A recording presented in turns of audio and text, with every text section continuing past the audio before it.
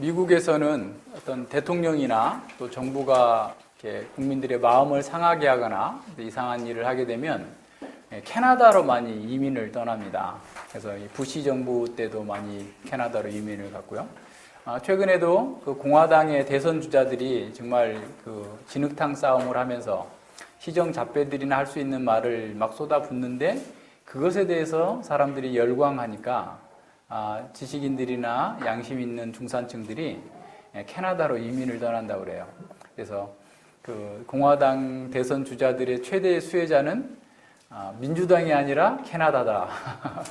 캐나다는 돈 많은 사람들이 이민 오니까 얼마나 좋겠어요? 네, 그런 그 말이 나올 정도로 그러죠.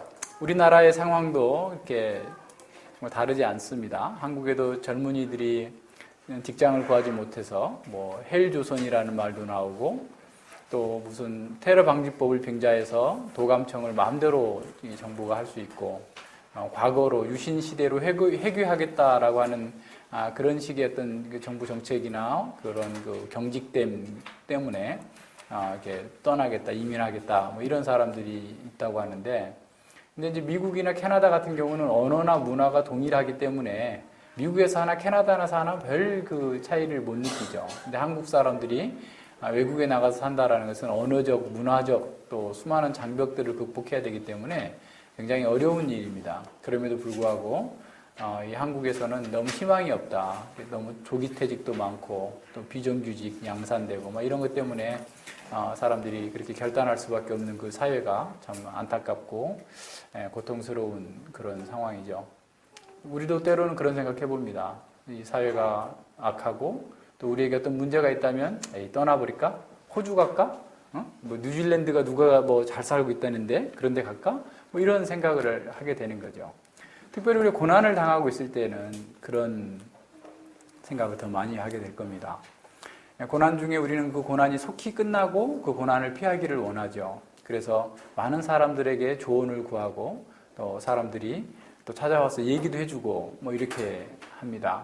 그래서 그런 고난을 잘 극복할 수 있고 속히 해결될 수만 있다면 얼마나 좋을까라는 생각을 하면서 그런 상황이 속히 회복되어지기를 간절히 바라는 것은 누구나 다 갖는 생각일 거예요. 다윗도 마찬가지입니다. 다윗에게도 고난 속에서 정말 극심한 고난 속에서 많은 사람들이 다윗을 찾아와서 또는 다윗이 물어봤기 때문에 뭐 등등의 많은 그런 그 권면하는 사람들이 있었던 거예요.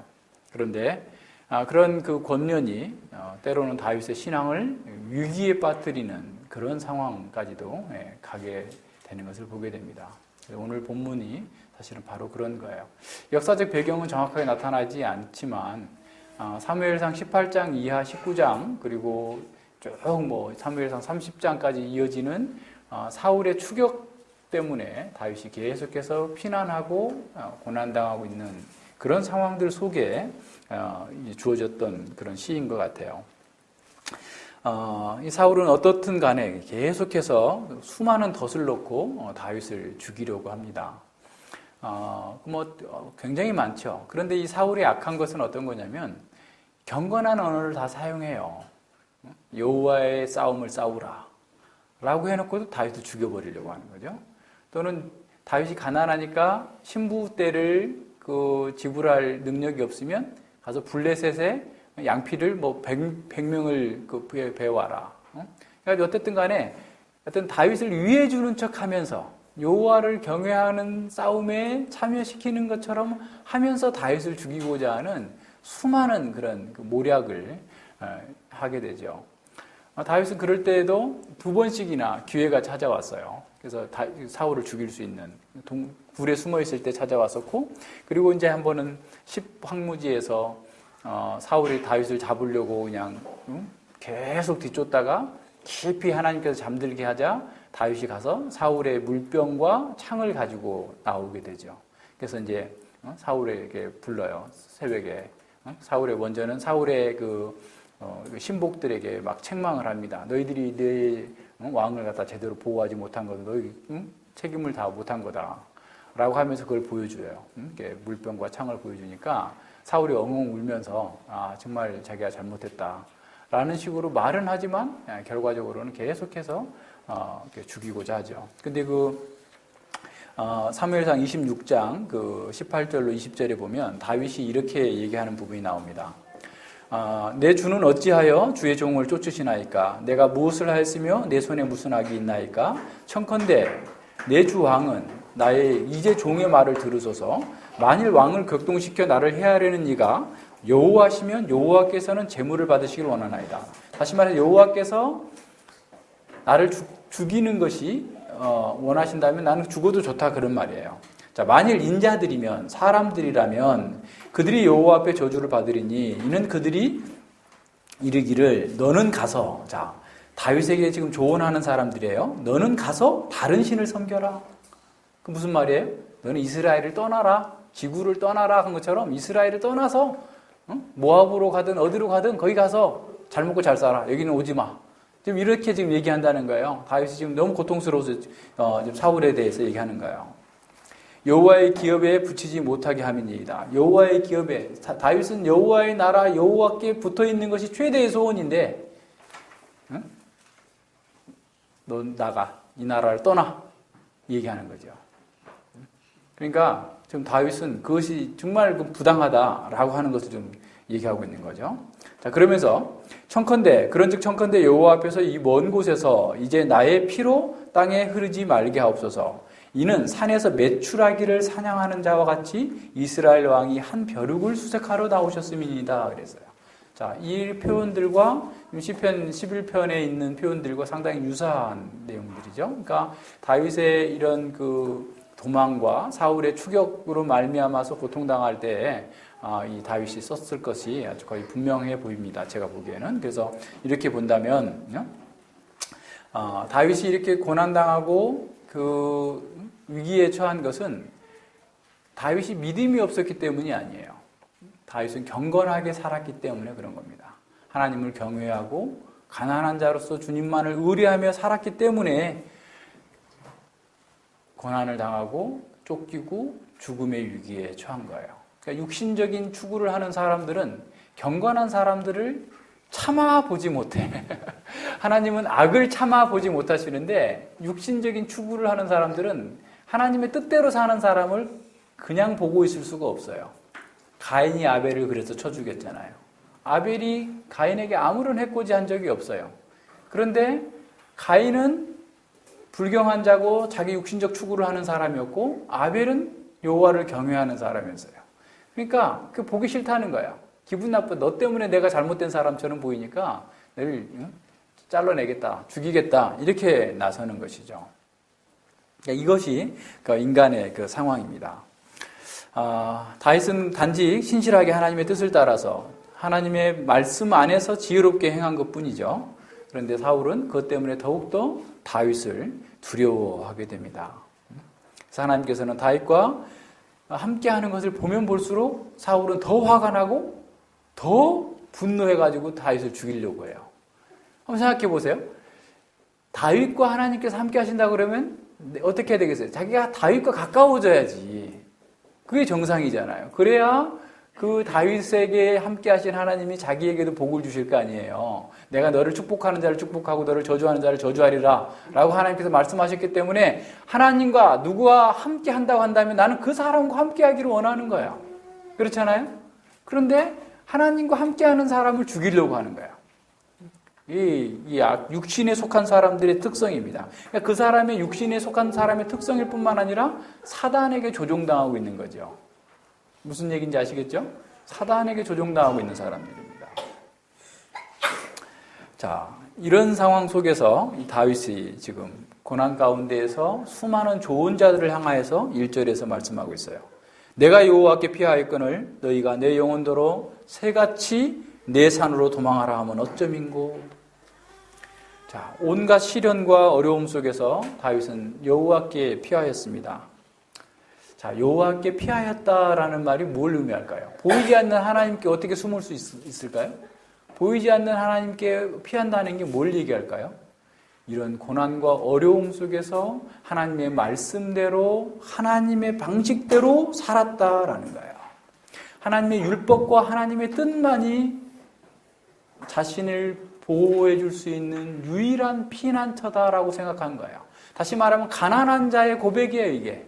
가난한 자, 정말 마음이 부셔지고 깨어진 사람, 세상을 의뢰하지 아니하고 하나님만을 의뢰하고 하나님께서 기뻐하시는 것만을 하겠다라고 자기는 피해 있는데, 사람들은 그런 다윗을 보면서 저런 고집불통 같은 놈, 어리석은 놈, 꽉 막힌 놈, 아니 산으로 도망가야지 공중에 좀 떠 있으면 모든 것의 표적이 될 텐데 왜 저러고 있는 거야? 라고 지금 얘기한다는 거예요. 다윗은 얼마나 이상주의자로 보였겠어요? 현실 감각이 없는 녀석이구만. 지금 사울이 이렇게 내쫓고 있는데 이렇게 어려운 위기를 당하면서 보이지 않는 하나님께 숨는다니 말이 되는 거야? 라고 다윗에게 대해서 지금 공박하고 있다라는 거예요. 자, 이 사람들은 다윗 옆에서 시인 곁에서 조언했던 사람들일 수 있어요. 너희라는 말이 복수형입니다. 한 사람이라는 게 아니에요. 여러 사람이 그런 얘기를 한 거예요. 그들 가운데서는 가족이 있을 수 있고 친지가 있을 수 있고 또 사울이 보낸 대적자일 수도 있고 더 심지어는 자기 마음에서 일어나는 소리일 수도 있어요. 정말 그렇게 해서 되겠니?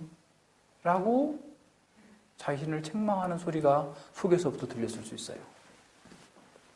새같이 산으로 도망하라. 그들의 요점은 그거예요. 새같이 산으로 도망하라. 자, 산은 어딜까요? 산은, 자, 일단 물리적으로 산이라고 한다면 산에는 지형지물이 다양해가지고 숨을 곳이 많은 것처럼 보이죠. 나무도 있고 바위도 있고 굴도 있고 시냇가도 있고 계곡도 있고 산에 가면 숨을 곳이 너무 많을 거니까 산으로 가라 라는 거예요. 여기서 산은 모든 인본주의적인 방식, 세상적인 모든 피난처를 얘기하는 거예요. 인간적이고 인본주의적인 모든 피난처가 여기 산이라는 거예요. 그러면 자, 시인에게 조언하는 사람은 어떤 거예요? 자, 이렇게 현실의 어려움을 극복하려면 그렇게 지형지물이 많은 산으로 도망가야지. 언제 죽을지 알지 못하는 상황에서 여호와께 피한다는 게 말이 되냐? 현재 지금 막강한 권력을 가지고 지금 이스라엘 땅을 그냥 이잡듯이 뒤지면서 너를 추격하고 있는데 네가 혈혈단신 사울과 견뎌서 이길 수 있겠어? 네가 여호와께 피해가지고 너가 좀 살아남을 수 있겠어? 좀 그 얘기하고 있는 거예요. 응? 산에 숨을 곳이 얼마나 많냐? 응? 산으로 도망가라.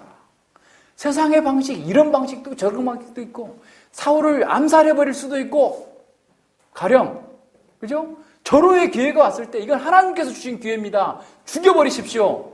이것도 지금 산으로 도망가라고 하는 거예요. 자신의 가장 충신인 아비새가 얘기했다 할지라도 그의 방법은 산으로 도망가라예요. 여호와의 방법이 아니기 때문에 그런 거예요. 자, 이러한 유혹들을 계속 얘기하고 있는 거예요. 옆에 있는 사람들이. 가족들이, 친지들이 또는 사울의 대적자들이 너 빨리 꺼져버려. 아까 얘기한 것처럼 사무엘상 26장에서 말한 것처럼 너희 땅을 떠나라. 다른 신들을 섬겨라. 이 하나님 나라에 너에게 분깃은 하나도 없다. 라고 하면서 다윗을 추격해내고 쫓아내고 그것이 좋은 말로든 나쁜 말로든 온갖 말로써 그렇게 나온 거예요. 자, 이렇게 고난 가운데 신앙 때문에 여호와를 경외하는 것 때문에 고난 중에 있는 사람들은 사실은 여호와를 경외하도록 더욱더 격려를 받고 여호와의 믿음을 지킬 수 있도록 더욱더 위로를 받아야 되는데 반대의 상황이에요. 반대의 상황. 버려라. 여호와를 놓고 세상을 잡아라. 돈을 잡고 인맥을 잡고 다른 어떤 인간적이고 세상적인 지혜를 잡아야지 왜 그렇게 바보처럼 하나님만 믿는다고 의뢰한다고? 그러면 사울에게 너 다 드러나는 거 아니야? 네가 어디로 숨어도 이스라엘 백성들이 너 숨은 거 가르쳐주지 않으면 사울에게 다 잡아 죽인다고 사울이 공고해놨기 때문에 너 안전한 곳 이곳에 없어. 피해야 돼. 하나님의 방식이 아니라 세상의 방식으로 너 살 길을 찾아야 돼 라고 얘기하는 거예요. 핵심이 그겁니다. 핵심이 그거예요.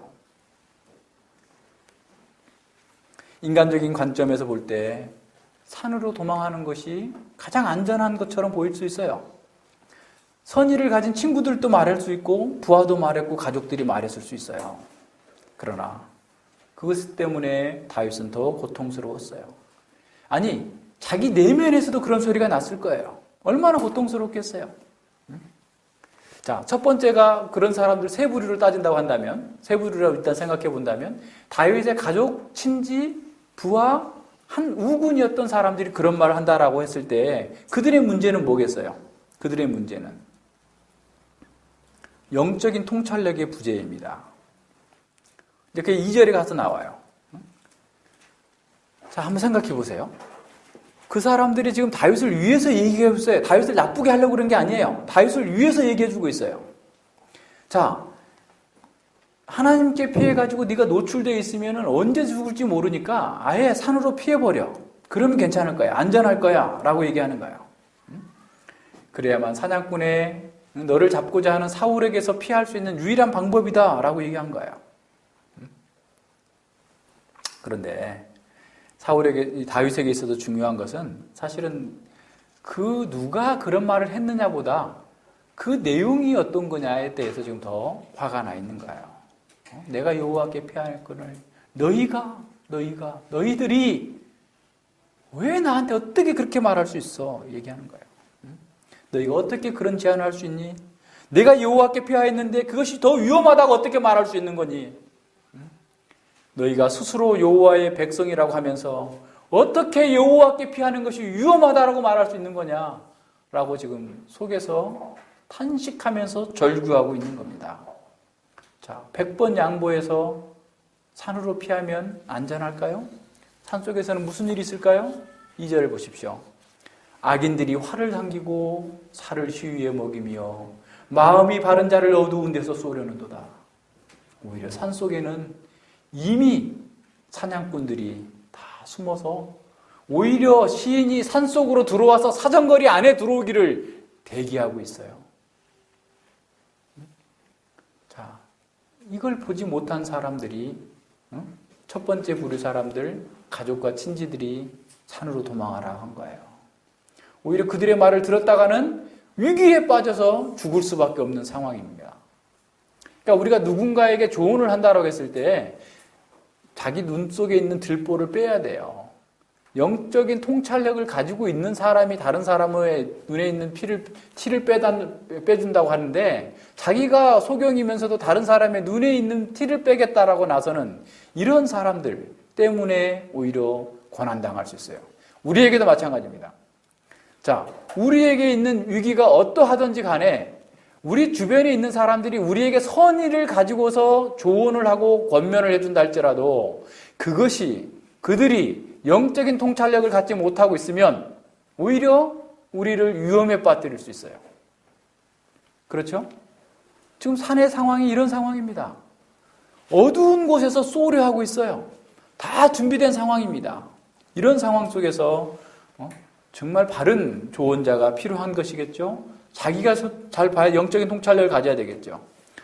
두 번째, 만약에 두 번째 부류의 사람, 사울의 부하들이 다윗을 향해서 아주 친절한 척하면서 정말 너 가서 여호와의 싸움을 싸우라. 양피 100개를 내가 배우면 네가 사울의 사위가 되는 건 너무나 정당하고 너에게 너무 좋은 거야. 라고 이렇게 자신을 위해 주는 것처럼, 다윗을 위해 주는 것처럼 찾아왔던 그 사람들이었다고 한다면 이 사람들은 산으로 도망가라고 한 건 어떤 거예요? 함정을 파놓고 있는 거예요. 함정을 파놓고 유인하고 있는 겁니다. 얼마나 위험합니까? 얼마나 음험합니까? 내 산으로 도망가라. 새같이 내 산으로 도망가라. 라고 하는 사람들의 말을 곧이곧대로 믿었다가는 우리가 엄청난 멸망에 빠질 수 있다는 거예요. 세상의 방식으로, 인본주의적인 방식으로, 세상의 사람들이 하는 방식으로 똑같이 너도 한번 해봐. 그러면 이길 거야. 야, 교회 가는 거는 시험 끝나고 가. 응? 꼭 시험 보는데 꼭 가야 되니? 시험 끝나고 더 많이 가면 되잖아. 얼마나 그런 얘기 많이 들어요? 그죠? 그래서 아예 강남의 무슨 대형 교회에는 시험 때 되면 애들이 교회를 안 나온대요. 나가는 애는 대학 포기했나? 이런다는 거예요. 무슨 말인지 아시겠어요? 우리에게도 마찬가지예요. MT 얘기하면 또 상처받나? MT는 갔다 오고, MT 1년에 2번 뭐 가는 건데, 뭐, 까짓 거. 그거 하지. 꼭 MT 간다고 빠져야, 꼭 MT도 안 가고 교회 가야 돼? 얼마든지 얘기할 수 있는 거예요. 우리에게, 예를 들어서, 수많은 얘기들이 있어요, 지금. 근데 그것이 우리의 함정으로 유인할 수 있는 길이 될 수도 있다는 것을 기억해야 된단 말입니다. 느헤미야 우리 봤잖아요. 느헤미야에 보면 느헤미야 6장에 도비야, 산발랏 뭐 이런 놈들이 느헤미야를 죽이려고 야 만나자. 오노 평지에서 만나자. 야, 우리 한번 같이 한번 잘해보자. 편지를 계속 보내는데도 느헤미야가 이것들이 속셈이 있구만 안 가요. 나중에는 그놈들이 어떻게까지 해요? 제사장을 매수해가지고 야 저놈들이 너를 암살하러 올 줄 모르니까 우리 성소 안으로 들어가서 숨자. 그죠? 근데 느헤미야 영적 통찰력 있는 사람 어떻게 해? 이놈들이 내가 깨달은 즉 속은 거다.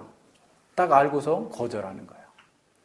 밤낮으로 깨어서 그 적들의 의도를 정확하게 간파하고 넘어가지 않는 겁니다. 오늘 우리에게도 마찬가지예요. 좋은 대학 가면 행복할 거야. 돈 더 많으면 행복할 거야. 눈 한번 딱 감고 한번 해. 등등의 수많은 유혹들이 우리에게 있어요. 근데 그 유혹이 산으로 새같이 도망하라. 여호와를 의지하지 않고 세상의 방식으로 인본주의적인 방식으로 그 일을 하라고 했을 때 그 결과를 알고 있느냐라는 거예요. 그 속에 숨어 있어요. 숨어 있어요. 사업 관계에서는 얼마나 그런 일들이 많습니까? 그죠? 기업 사냥꾼들 다 처음에 찾아올 때는 다 잘해줄 거라고 하고 다 우리 같이 대박 나서 한 주머니 찾아고 얘기하지만 결국은 다 빨아가 버리잖아요. 이런 거예요. 세 번째로 자기 마음 속에서 이루어지고 있는 내가 새같이 산으로 도망하라 라고 하는 얘기를 한번 들어보세요. 다윗이 얼마나 괴로웠겠어요. 여호와를 경외하기 때문에 당하는 고난이에요. 믿음으로 살기 때문에 당하는 고난이에요. 여호와께서 속히 오셔서 구원해 주셔야 된다고 하는 그러한 상황을 이해하고 있어요. 그럼에도 불구하고 여호와께서 개입하시지 않는 것 같아요. 다윗은 어떻게 했어요? 모압으로 떠난 적도 있어요. 블레셋으로 떠난 적도 있어요. 자기 살 길을 찾느라고. 연약함이죠. 그 외에도 얼마나 많은 내면에서 소리가 들렸었겠어요. 그죠? 하나님께서 갓 선지자를 불러서 모압에서 데려오죠. 또 블레셋에서 겨우 빠져나오게 하시죠. 이런 그 과정들을 겪는 거예요. 자, 앞서 얘기한 것처럼 누가 했느냐는 중요하지 않아요. 그게 가족이었든 대적이었든 내가 했는 것들이 그게 중요한 게 아니라 그 내용이 뭐냐, 내용이 뭐냐. 내가 새같이 산으로 도망하라. 내가 여호와께 피하였거늘 너희는 어찌하여서 세상으로 산으로 피하라고 하느냐. 그럼 다윗에게는 그게 가장 고통스러운 거예요. 그래서 다윗은 자신에게까지라도 자기에게 설교하는 거예요. 내가 여호와께 피하였거늘 너, 내 속에 있는 너 부패한 육신의 속성 건드리지 마. 까불지 마. 잠잠히 있어. 누구에게도 나는 하나님을 버리라고 하는 그 조언에 대해서 눈 하나 깜짝하지 않을 거야 라고 얘기하는 겁니다. 우리 역시 이런 세상적인 제한들에 대해서 의도와 결과를 꿰뚫어 볼 수 있는 영적인 통찰력, 분별력이 있어야 됩니다. 만약 이 시인이 산으로 피하여 도망갔다면 이미 은신처에서 어두운 데서 활을 당기고 있는 사람들에게 아주 보기 좋게 그 그물에 걸려서 죽었을 거예요.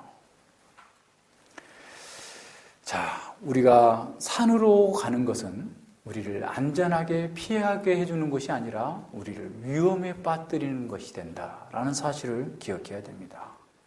그 산은 여호와의 율법으로 진행되어지는 것이 아니라 힘의 논리로 정글의 법칙으로 진행되고 있는 사회예요. 무슨 말인지 아시겠어요? 우리는 여호와께 있으면 의와 공의와 화평이 있는 그 나라에 있는 거지만 여호와를 떠나서 피한 그 산은 약육강식의 정글의 법칙만 난무하고 있는 먹고 먹히는 그런 사회예요.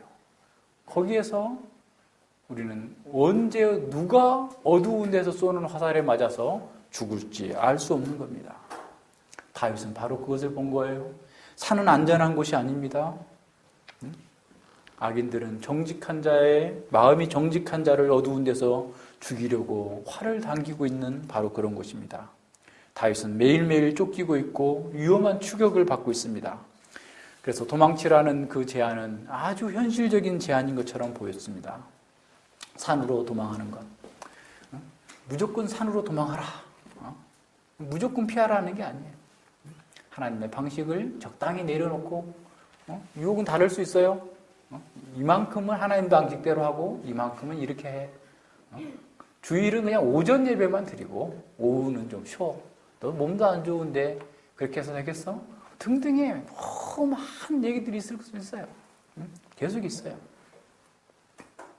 그럴 때 어떻게 할 건가라는 거예요. 자, 3절에 더 깊은 탄식이 나옵니다. 왜 그렇게 하면 안 되는 건가? 세상의 방식을 따라가면 안 되는지. 터가 무너지면 의인이 무엇을 할꼬? 여기 터는 사회가 운영되는 기본적인 규칙들을 얘기해요. 율법과 기존의 관습들, 하나님 나라의 삶의 방식들, 그 사회를 견고하게 세워주고 있는 그런 토대를 터라고 얘기합니다. 자, 그런 사회를 유지하고 있는 기본적인 토대마저 무너진 상황에서 의인이 무엇을 할 수 있겠는가? 그 답이 이미 다 들어있죠. 세상의 질서가 무너진 상황에서 의인이 할 수 있는 일은 아무것도 없다라고 하는 자조 섞인 답이 들어있습니다. 그런데 이 3절의 화자가 분명하게 드러나지 않고 있어요. 두 가지로 볼 수 있습니다. 누가 말했는지, 다윗이 말했는지 아니면 다윗의 대적자들이 말하고 있는지 드러나지 않고 있어요. 첫 번째 다윗의 말로 우리가 해석을 한다면, 자, 사회적인 질서가 다 붕괴되었다고 한다면 자신이 어떤 일을 해도 소용이 없을 것 같다라고 하는 탄식인 거죠. 내가 무엇을 해도 다 무너져 버렸는데 내가 해가지고 뭘 이 사회를 세우고 하나님 나라를 세울 수 있겠는가라는 거예요. 이 시인이 체험한 절망을 표현하는 말일 수 있는 거죠. 사울이 광기를 부리고 있는 그런 상황 속에서 사회를 지탱해주고 있는 온갖 규범들이 순식간에 뒤집어져 버리고 있는 그런 상황에서 다윗이 어떻게 사울의 공격을 피해서 살아남을 수 있을까? 어떻게 그 나라를 이어받아서 하나님 나라를 세워나갈 수 있을까? 탄식과 같은 거죠. 두 번째로 대적자들의 말이라고 한다면 이런 의미가 되겠죠. 사회의 터가 붕괴되는 상황에서 하나님께 피하는 것은 어리석은 일이다. 사회의 기초가 다 흔들리고 무너졌다라는 것은 하나님께서 이 나라를 지금 버리셨다는 거거나 통치하지 않는다라는 의미다. 따라서 하나님께 피하는 것은 어리석은 것이다. 라고 말하는 대적자들의 목소리일 수 있어요. 시인은 일부러 화자를 가리키지 않았던 것 같아요. 둘 다를 의미할 수 있어요. 터가 무너지면 의인이 무엇을 할꼬? 뭘 할 수 있겠는가? 자신의 목소리일 수 있고 대적들의 이런 비아냥거리는 목소리일 수 있는 거죠. 의인이 하나님께 피하였지만 사회의 기초는 다 무너지고 모든 규범들이 무너져 가고 있는 이런 그런 상황 속에서 악인들만 득세하고 있는 그런 상황입니다. 악인들이 숨어서 의인들을 잡아먹고 쳐내려가는 이런 상황들이 계속해서 있습니다. 제사장들을 다 죽이는 것도 있고, 그래서 세상 어느 곳에서도 의인이 발붙이고 살 수 없을 것 같은 그런 상황에 처해 있는 거죠. 그럼에도 불구하고 계속해서 하나님의 방식만 고집해야 된다는 것인가? 하나님을 따르는 자가 이처럼 고통을 당한다면 과연 하나님께서 통치하고 있는 것이 맞는 것일까? 마음이 바른 자가 핍박과 멸시를 받고 조롱을 받는 것도 모자라서 아예 죽임을 당하거나 또는 이 땅을 떠나라라고 하는 압박을 받고 있는 이런 상황 속에서 과연 하나님께서 이 터를 지탱하고 있는 것일까? 우리 속에서, 다윗 속에서 계속해서 울려오는 그런 소리일 수 있는 거죠. 악인들의 위협이 지속적으로 끊임없이 강력하게 몰려오고 있는 그런 상황 속에서 모든 것을 집어삼켜버릴 것 같은 그런 위기적 상황 속에서 시인이 고통당하고 있고 피하고 있는데 하나님께서는 멀리서 계시는 것 같다라는 것에 더 큰 고통과 고난이 있는 겁니다. 과연 경건한 자가 하나님을 기쁘시게 하려는 자가 이렇게 고난을 당하고 있는데 하나님은 뭐 하고 계실까? 자, 4절에 바로 시인은 하나님을 바라봅니다. 여호와께서 그 성전에 계시니 여호와의 보좌는 하늘에 있으며 그 눈이 인생을 통촉하시고 그 안목이 저희를 감찰하시도다. 자, 이것이 시인이 어떠한 압력과 회유에도 불구하고 산으로 도망하지 않는 이유예요. 하나님께서 성전에 계시니 여호와의 보좌는 하늘에 있으며 그 눈은 인생을 통촉하시고 그 안목이 저희를 감찰하고 계시기 때문에 시인은 어떤 상황에서도 산으로 피하지 않고 여호와께만 피하는 겁니다. 그는 하나님이 누구신지를 분명하게 알고 확신하고 있었기 때문에 그래요. 하나님은 성전에 계시는 분이고 이 세상과는 구별되는 초월적인 보좌 위에 계신 하나님이시다. 그는 그렇지만 인생의 모든 것들을 통촉하시고 감찰하시는 분이시다. 그죠? 시인이 하나님을 신뢰하는 두 가지 이유가 아주 분명하게 선언되고 있어요. 하나님은 하늘에서 땅의 모든 것들을 그의 전능하신 지혜로 다스리고 감찰하고 계시다라는 거예요. 여호와 하나님은 거룩한 성전에 계십니다. 사람들과는 전혀 구별되는 분뿐만 아니라 하나님의 백성들 속에 계시는 그런 하나님, 함께 하시는 거예요. 하나님의 보좌는 하늘에 있기 때문에 세상의 어떤 권력이 그를 치고자 하고 덮치려고 해도 결코 이겨낼 수 없다라는 거예요. 대서양의 거대한 파도가 200m의 이 절벽을 그냥 1000톤의 무게로 팍팍 치면서 그냥 이렇게 올라오는 그 광경을 어제 봤는데, 대단. 거기 있으면 아마 그냥 겁에 질려서 우리는 그럴 것 같아요. 이 절벽이, 해안가 절벽이 200m예요, 높이가. 깎아지른 절벽이. 일직선된 절벽인데, 그 멕시코만에서 올라오는 그 태풍 헤일이, 그 200m를 넘겨버려요, 파도가. 근데 그게 한 번에 이렇게 밀려오는 그 파도의 저기가 1000톤에 가까운 그 압력으로 쳐온다는 거예요. 그 앞에 있을 때는 엄청나게 거기에 위압이 돼서, 그죠? 거기에 그냥 완전히 그냥 압도당해버리겠지만, 하늘에서 보면 어떨까요? 하늘에서 보면 작은 비누거품 같지도 않을 거예요. 지금 세상의 권력이 사울이 온 이스라엘의 권력을 다 동원해가지고 벼룩 같은, 메추라기 같은 다윗을 잡으려고 막 쫓아다니면서 샅샅이 뒤지고 있지만 하나님께서 보시기에 그것은 아무것도 아닌 비누방울 같도 보이지 먼지 같지도 않는 그런 것에 불과하다라는 사실을 다윗은 안 거예요. 그걸 본 거예요. 하나님은 성전에 계시니 하늘에 보좌가 있다라는 사실을 다윗은 본 거예요. 그래서 이 세상의 모든 것들이 다 무너지고 가라앉는 것처럼 보인다 할지라도 하나님께서 권능으로 온 우주를 붙들고 계시다, 통치하고 계시다라는 사실을 알고서 믿고서 기다리고 있는 겁니다. 하나님의 통치를 아는 사람, 하나님을 아는 사람은 바로 그런 사람이에요. 세상에 아무리 큰 권력이 있다 할지라도 그것은 잠시뿐이다. 열방은 물통에 물을 다 버려버리고 난 다음에 남아있는 물방울 정도에 불과하다라는 사실을 안 거예요. 이사야 6장에 보면 이사야가 선지자로 소명을 받을 때 그 상황이 나옵니다. 근데 그때가 언제냐면 우시야 왕이 죽던 해예요. 우시야 왕이 죽던 해에 하늘의 보좌에 있는 하나님의 영광을 보게 됩니다. 천상의 천사들이 거룩하다, 거룩하다, 거룩하다. 하나님의 영광은 온 땅에, 온 우주에 충만한 것을 본 거예요.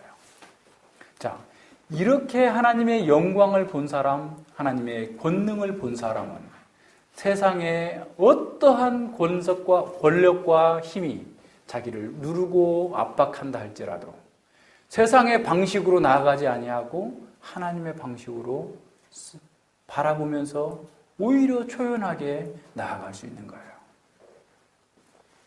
감히 인간이 범접할 수 없는 하나님의 권능과 지혜로울 우리가 경험했다면, 하나님의 영광을 경험했다면 하나님께만 우리의 피난처를 삼아야 되고 삼는 것이에요. 그걸 경험한 사람은 인간의 방식으로 아무리 옆에서 누가 산으로 피하라, 도망하라 얘기했다 할지라도 여호와께 피하는 것을 포기할 수 없다라는 겁니다. 자, 두 번째 이유 나와요. 여호와에게만 피하는 것. 모든 사람의 일을 하나님께서 감찰하신다라는 거예요. 그 눈이 인생을 통촉하시며 그의 안목이 그들을 감찰하시도다. 통촉하신다라는 말은 응시하다, 골똘히 바라본다라는 거예요. 하나님께서 그 삶의 환경뿐만 아니라 그 마음속까지도 골똘하게 바라보고 계시다. 누가 정직한 자인지, 누가 악한 자인지, 아무리 겉으로는 경건한 언어를 사용하고 아무리 겉으로는 나를 위해주는 척하고 하나님을 경외하는 척하지만 하나님께서는 그 마음을 다 꿰뚫어 보고 계시다. 그걸 알고 있는 거예요. 그리고 그를 감찰하시다라는 말은 어떤 것을 시험하다, 실험하다, 분석하다라는 의미입니다. 하나님께서 모든 행동과 모든 마음을 응시하시고 시험하시고 감찰하고 분석하고 계시기 때문에 그는 세상의 사람들의 말에 속지 않고 세상 사람들을 믿지 않고 오직 하나님을 두려워하고 하나님 안에서 하나님만을 더욱더 신뢰할 수 있었던 겁니다. 악인과 세상의 유혹을 삐르칠 수 있는 것은 바로 하나님께서 이와 같은 분이시다. 하나님의 영광과 하나님의 사역이 우리의 마음과 우리의 모든 것들을 감찰하신다, 시험하신다, 바라보신다는 사실을 안 사람이 그렇게 여호와께만 피할 수 있는 사람입니다. 5절에 보십시오. 여호와는 그런데 의인마저도 감찰해. 여호와는 의인을 감찰하시고 악인과 광포함을 좋아하는 자를 마음에 미워하시도다. 자, 인간사 모든 것들을 다 감찰하시고 꿰뚫어 보시고 시험해 보시는데, 분석해 보시는데 하나님께서는 먼저 의인의 마음, 의인의 믿음을, 의인의 인생을 먼저 시험하신다라는 거예요. 하나님께서 시험하시는 것은 의인이 정말 온전하다라는 사실을 드러내기 위한 것이에요. 다시 말하면 의인의 억울함을 신원해 주기 위한 감찰하심, 통철하심이에요. 그죠? 그러나 그 다음이 있어요. 이 시험하는 것은 불시험이에요. 불시험. 불시험을 통해서 의인을 경련해 나가시는 거예요. 이야, 이게 얼마나 놀라운 겁니까? 다윗은 자신이 당하고 있는 이 극심한 시험을 통하여서 자신의 억울함이 신원될 뿐만 아니라 자신의 믿음이 더욱더 불순물이 없이 깨끗하고 온전해질 것을 내다보고 있는 거예요. 완전한 시각이 전환이 되어버린 겁니다.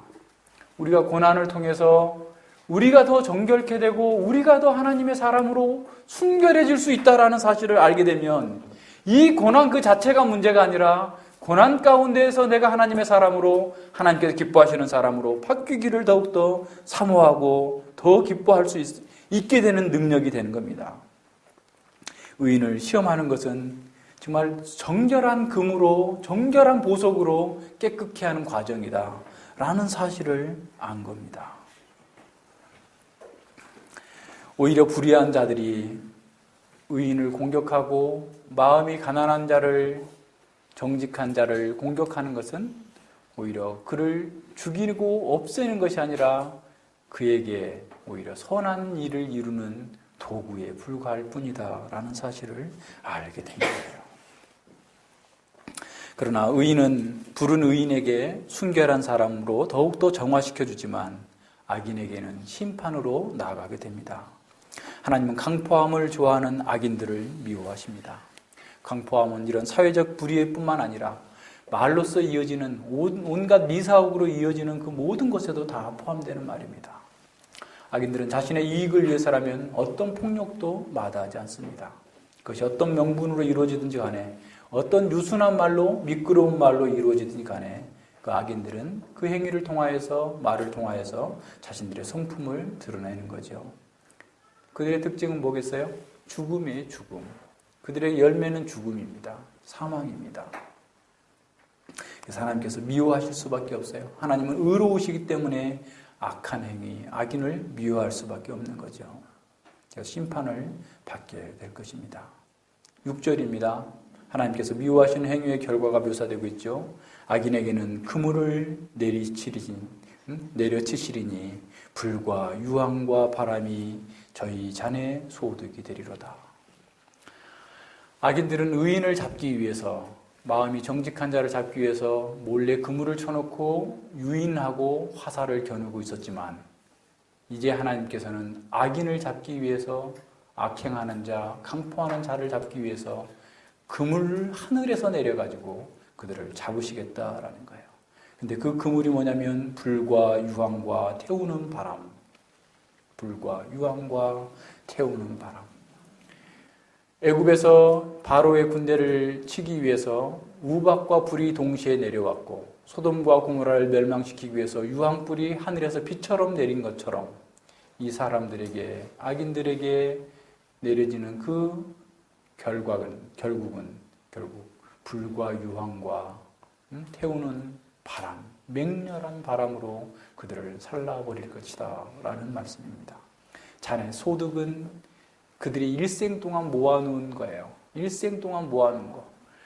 계속해서 그들은 돈을 모으고 집을 더 크게 사고 더 땅을 넓히고 등등의 모든 일을 하면서 자신의 행복과 자신의 안전을 위해서 저축해 놓은 것이 결과적으로 그건 뭐냐면 불과 유황과 태우는 바람이다라는 거예요. 그들이 그것 가지고 자신이 안전할 거고 행복할 거고 영원히 살 것처럼 붙들었지만 자신을 태우는 불과 유황과 태우는 바람이다 라고 좀 선언하고 있어요. 의인들을 감찰하시는 그 하나님의 불시험은 악인들을 태워버리는 진노의 불이 되어서 그들을 태울 것입니다. 악인들은 마음이 정직한 자들을 어두운 데서 쏘려고 화살을 겨누고 있었지만 하나님께서는 그들에게 새 그물을 비 내리듯이 쏘아서 한 사람도 빠져나가지 못하도록 심판하실 것입니다. 바울이 로마서 2장 5절에서 이렇게 말씀합니다. 다만 내 고집과 회개치 아니한 마음을 따라 진노의 날 곧 하나님의 의로운 판단이 나타나는 그 날에 임할 진노를 내게 쌓는도다. 유대인들에게 하는 얘기였어요. 율법을 가지고 있었습니다. 율법을 따라 살지 않고 율법을 가지고 자기 의를 높이고 오히려 가난한 자들, 심령이 가난한 자들을 괴롭히는 자들에게 너희들이 열심히 산다고 하지만 결국 너희들은 진노를 쌓고 있는 거다라고 선언하고 있는 거죠. 7절에 보면 의인들의 결국이 나옵니다. 여호와는 의로우사 의로운 일을 좋아하시나니 정직한 자는 그 얼굴을 배우리라. 하나님은 의로우신 분입니다. 그렇기 때문에 의로운 일을 좋아하고 의로운 사람을 사랑하십니다. 하나님께서 의로우시기 때문에 악을 미워하고 악을 심판할 수밖에 없는 거죠. 따라서 정직한 자들은 하나님의 얼굴을 배우는 거예요. 하나님의 얼굴을 배우는 것은 성경에서 가르쳐주고 있는 가장 지고의 복입니다. 민수기 6장에서 정결한 자들에게 여호와는 내게 복을 주시고 내 얼굴을 내게로 향하여 대사 평강 주시기를 원하노라 제사장의 축복을 선언하고 있는 것처럼 여호와의 얼굴을 배우는 것. 창세기 1장 2장에서 여호와의 얼굴을 배웠죠. 요한계시록 21장 22장에서 여호와의 얼굴을 배우는 거예요. 가장 이보다 더 큰 복은 없는 거죠. 그래서 하나님께서 기뻐하시는 그 하나님의 임재 가운데에서, 임재의 극치 가운데에서 하나님을 예배하게 해주실 거다라고 하는 것을 보여줍니다. 이것이 의인의 소망이고 의인에게 주어지는 특권과 상입니다. 자, 이것을 아는 사람은 현실의 상황이 얼마나 어렵든지 사회의 기초가 무너지고 있는 그런 엄청난 일들이 벌어진다 할지라도 하나님만을 의뢰할 수 있습니다. 이것이 바로 믿음의 능력이고 믿음의 힘입니다. 정직한 사람은 어떠한 상황 속에서도 하나님의 얼굴을 배우는 삶을 삽니다. 고통과 불법이 만연한 광야 같은 이 세상을 지나가는 동안에도 우리는 하나님을 대면하면서 하나님 앞에서 코람데오의 삶을 살고 있는 거죠. 거룩한 삶을 사는 겁니다. 모든 고통과 수치의 불이 그를 태워버리려고 엄습한다 할지라도 오히려 그 불은 그의 순전함을 증거해 줄 것이다 라는 거예요. 이것이 믿음입니다. 마음이 청결한 자는 복이 있나니 저희가 하나님을 볼 것이며, 이것이 가장 큰 복입니다. 그래서 시편 4장 4편 6절과 7절에서 이렇게 말씀하시죠. 여호와여 주의 얼굴을 들어 우리에게 비추소서. 주께서 내 마음에 두신 기쁨은 저희의 곡식과 새 포도주에 풍성할 때보다 더하니이다. 이 복을 알기에 그는 어떠한 상황에서도 여호와가 아닌 다른 곳에서 피난처를 찾지 않았다라는 겁니다. 자, 성경에 나오는 믿음의 사람들 중에 믿었기 때문에 또는 믿음이 강하고 깊었기 때문에 고난받지 않는 사람은 아무도 없었습니다. 그들은 믿음이 없었다면 당하지 않았을 고난과 시험을 받았습니다. 아브라함, 에레미야, 다니엘과 세 친구, 그 모든 사람들이 다 마찬가지입니다. 우리들도 믿음으로 살고자 한다면 고난과 시험을 당하는 것은 필연적인 일입니다. 믿음으로 사는 것은 하나님께 대한 확신 안에서 사는 것을 의미합니다. 하나님에 대한 지식과 하나님에 대한 확신이 없다고 한다면 고난의 상황에서 우리는 두려움과 근심과 걱정으로 무너지게 될 것입니다. 확신은 그렇기 때문에 미덕입니다. 미덕인 이유는 하나님께서 주신 그 삶을 충만하게 누릴 수 있도록 해주기 때문에 그렇습니다. 그러한 확신은 우리 자신에게 근거한 것이 아니라 하나님의 성품과 하나님의 사역에 근거합니다. 따라서 확신은 하나님을 아는 지식에 의해서 더욱더 강화되어지는 것이죠. 고난의 상황에서 우리에게도 수많은 좋은 자들이 찾아올 수 있습니다. 욥의 고난 중에 찾아왔던 친구들처럼 자기중심적이고 근시안적인 신학을 가지고서 이러쿵저러쿵 조언하는 사람들이 있을 겁니다. 때로는 우리의 대적들이 우리를 함정으로 유인하기 위해서 친절하게 다가올 수도 있습니다. 그리고 우리의 마음에서도 하나님이 아니라 산으로, 세상 속으로 피하여 숨으라 라고 말할 수도 있습니다. 이런 상황이 우리에게 언제든지 올 수 있습니다. 따라서 우리는 영적 분별력을 연마해야 됩니다. 우리는 자신의 고난과 주변의 상황을 역사 전체를 조망하는 가운데에서 객관적으로 볼 수 있어야 됩니다. 하늘 성전의 시각으로 바라볼 수 있어야 됩니다. 그래야만 위기의 본질을 냉정하게 볼 수 있습니다. 상황이 어려울수록 산으로 피하라, 세상의 방식으로 피하라는 많은 사람들을 우리는 듣게 될 거예요. 그 목소리가 가족이든 친구든 또 우리를 가장 가까이 있는 사람들이든 아내든 남편이든 모든 사람들이 하나님이 아닌 세상의 방식으로 살라라고 우리를 충동할 것입니다. 그들은 우리가 갖고 있는 고난과 두려움을 확대하고 상황을 과장하면서까지라도 우리에게서 하나님의 방식에서 떠나라라고 소리칠 것입니다. 자, 우리 앞에 이런 심각한 위기가 있다면 어떻게 할 겁니까? 어떻게 해야 됩니까? 아니, 이러한 공고는 위기의 순간뿐만 아니라 지금도 우리에게 계속해서 들려주고 있는 시험과 유혹입니다. 그런 시험에서 어떤 선택을 하실 겁니까? 산으로 도망할 것입니까? 보이지 않는 하나님을 신뢰할 것입니까? 하나님을 보지 못하는 사람들은 산으로 도망할 것입니다. 하지만 산에는 수많은 지형지물과 매복할 수 있는 숨을 곳이 있는 것처럼 보이지만 오히려 그렇기 때문에 더 많은 대적들이 우리를 노릴 수 있는 그런 공간이기도 합니다. 우리가 사람들의 조언과 충고가 필요하고 중요할 때가 있습니다. 하지만 하나님을 피하여 산으로 도망하라라고 하는 조언은 가장 위험한 것임을 알아야 됩니다. 그것을 듣고 따르면 예상치 못할 함정에 빠지게 될 겁니다. 그러면 하나님께 피하라고 하는 것이 반면에 가장 효과적이고 현실적인 대안임을 기억해야 됩니다. 지금까지 사회를 지탱해 줄 것으로 여겨졌던 모든 기초가 무너질 수 있습니다. 우리 자신의 양심마저도 터가 무너지면 의인이 무엇을 할 거라고 탄식과 절박함이 쏟아져 나올 수도 있습니다. 주변 사람들의 입에서도 터가 무너지면 의인이 무엇을 할 거라며 율법을 포기하고 하나님의 방식으로 사는 것을 포기하라고 압력을 가할 수 있습니다. 그때 누구의 소리를 들을 것입니까? 누구를 신뢰할 것입니까? 칼빈 선생님은 우리가 그런 시련을 당할 때, 고난을 있을 때 너무나 많은 사람들에게 많은 말을 듣지 말라라고 권고하고 있습니다. 칼빈 선생님은 그런 상황에서 고독을 찾아 나서라고 조언해주고 있습니다. 사람들 가운데 있으면서 생각이 혼란스럽고 분열되기 일쑤지만 혼자 가만히 있으면서 자기 자신에게로 와서 자신의 행동을 바라보면서 경악하고 하나님께로 가는 길을 다시 찾을 수 있어야 된다라고 가르치는 거죠. 그러한 과정을 거친 후에 신자는 본심으로, 진정으로 믿음으로 돌아올 수 있다라고 가르치고 있습니다. 시인에게서 볼 수 있는 것처럼 믿음의 확신은 기도의 결과이거나 사람들의 격려로 생긴 것이 아니었습니다. 믿음의 확신은 위기의 상황을 객관적으로 영적으로 바라보고 궁극적으로 이 모든 것들을 다스리시는 하나님을 바라보는 것에서 견고해지고 생겨난 겁니다.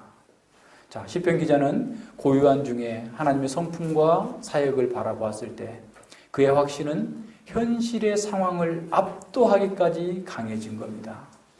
그의 영적인 통찰력은 심각한 위기와 고난마저도 하나님께서 의인을 감찰하시는 불시험임을 알 수 있게 해준 거예요.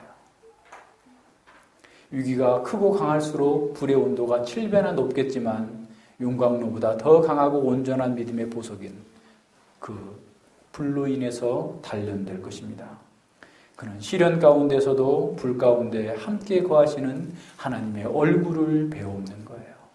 다니엘의 세 친구처럼 말입니다. 시인은 적들에 의해서 야기된 위기를 통해서 하나님께 대한 신뢰를 흔드는 더 큰 위기를 극복했습니다. 그에게 위기의 절정은 기도가 아니라 찬양이었습니다.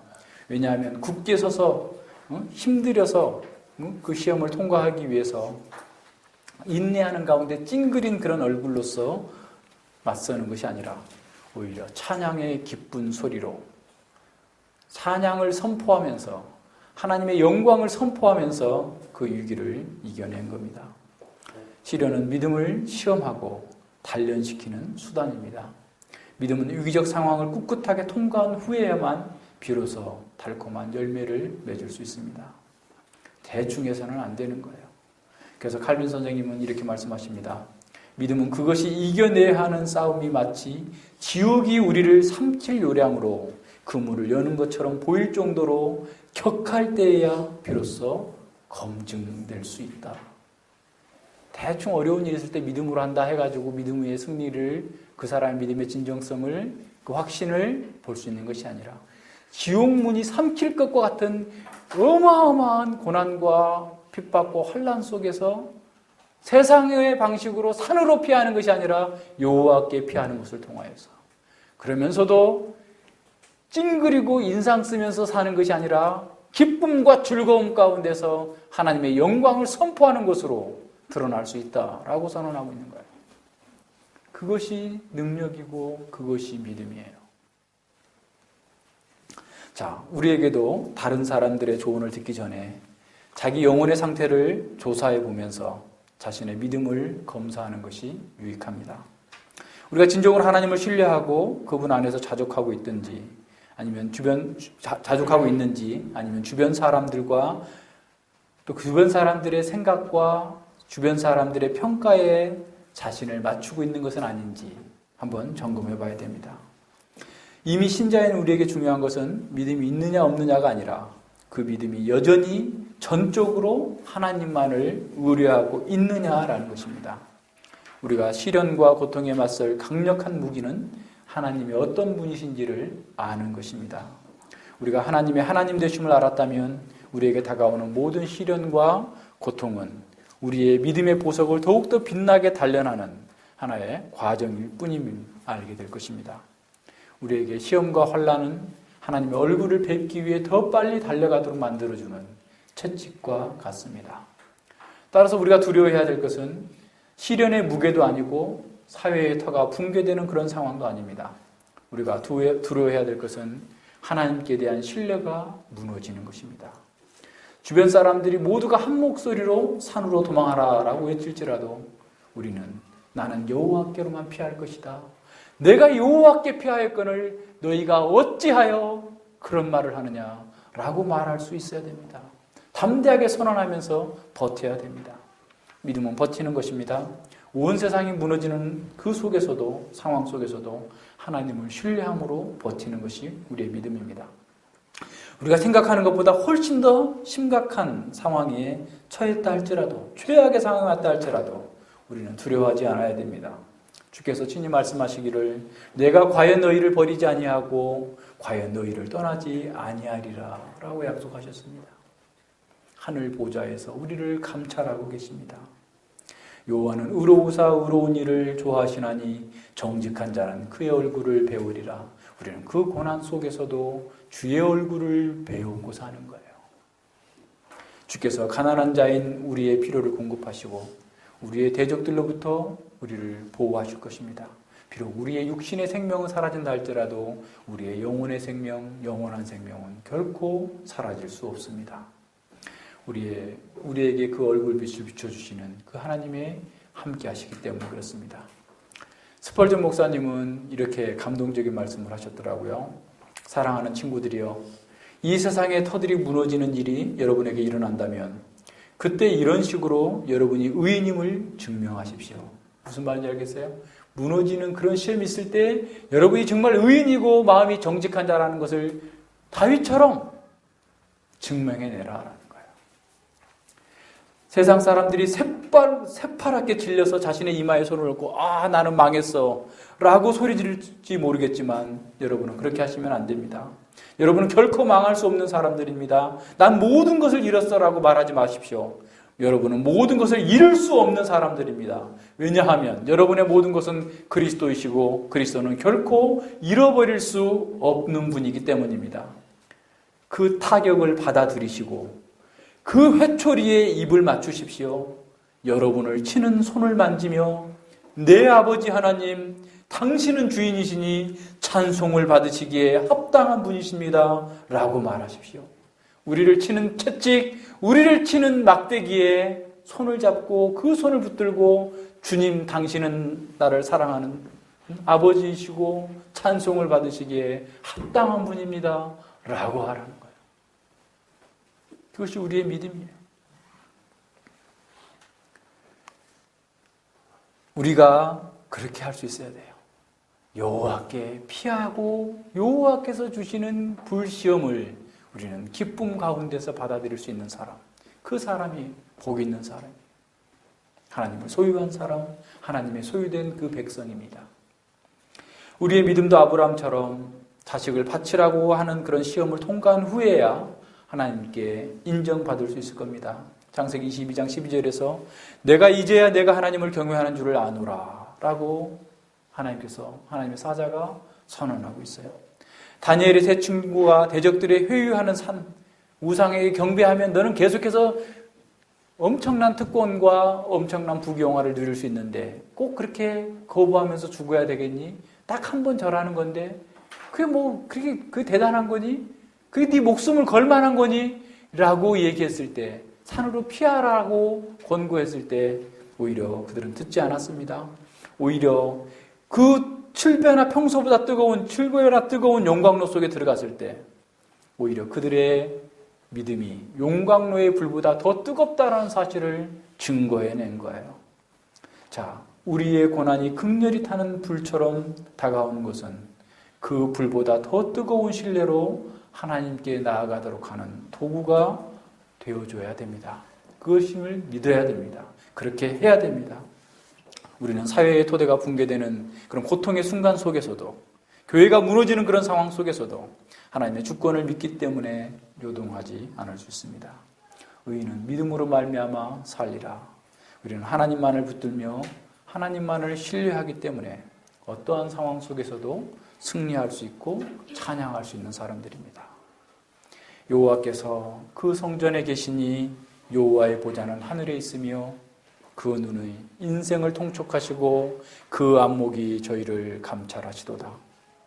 여호와는 의로운 일을 좋아하시나니 정직한 자는 그 얼굴을 배우리라.